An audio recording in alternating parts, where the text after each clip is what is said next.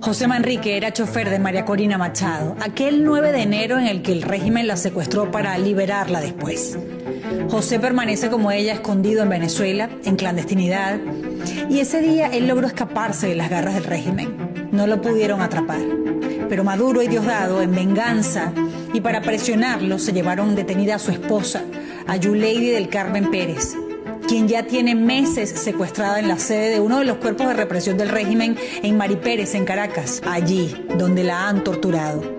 Hace una semana, el régimen venezolano se llevó preso a su padre y también se llevó a su hermano para forzarlo a entregarse, pero la recomendación es no hacerlo, porque su vida estaría en peligro e igual el régimen no va a liberar a su familia como se lo ha prometido. Hay muchos casos que lo demuestran. Esto es lo que los nazis hacían en su tiempo. Se llama el patrón Sippenhaft. No encuentro a la víctima objetivo, no está a su alcance atraparlo, entonces van por toda su familia. Fue un concepto jurídico creado por Hitler, según el cual una persona acusada por crímenes en contra del Estado extendía automáticamente su supuesta responsabilidad penal en igual medida hacia todos sus parientes. La primera vez que la Fact-Finding Mission de las Naciones Unidas habló de esto fue después de una investigación súper exhaustiva y luego de entender la tragedia de la familia del teniente Richard Alemán, un militar condenado por el caso Gedeón. El régimen ya se había llevado a su cuñado Erickson Alexander, también militar. Después detuvieron a sus dos hermanas, Andreina y Yolimar.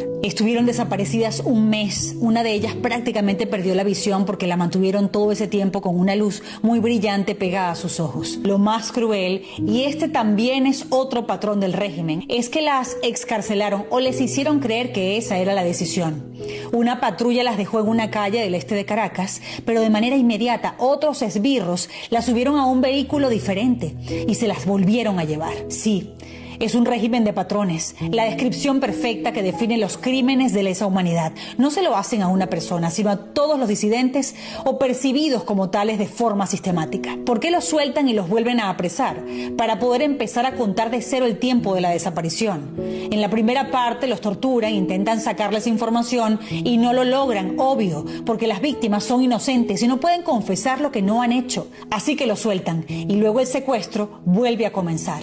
A las hermanas Alemán y a uno de sus esposos los condenaron a 21 años de prisión solo por ser familia de Richard Alemán, a quien sentenciaron a 30 años tras las rejas. La abuela, una mujer de edad avanzada, quedó a cargo de los niños de esta familia, quienes están ahora huérfanos prácticamente. Richard contó en el tribunal que lo habían violado con un palo de madera, además de haber sido torturado con descargas eléctricas, golpes, asfixia.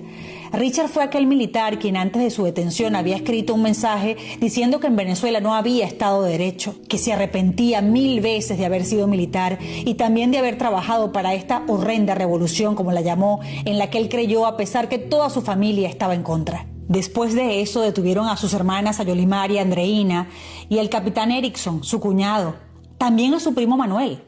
De hecho, Richard había cruzado a Colombia, pero la presión de ver así a su familia pudo más y regresó.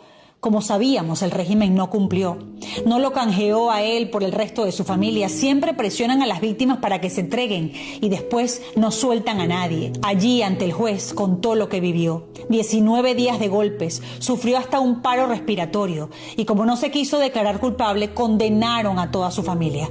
A su papá también lo golpearon y el militar dice que después cree que lo mató la tristeza. Es el mismo patrón que aplicaron con la familia de María Auxiliadora Taboschi y su esposo, ambos familiares de otro militar retirado a quien acusaban de intentar un supuesto magnicidio contra Maduro. Como el uniformado nunca apareció, se presume que está fuera del país. Un grupo comando con armas largas entró a casa de María Auxiliadora y su marido. Los secuestraron delante de su hija menor para un supuesto interrogatorio.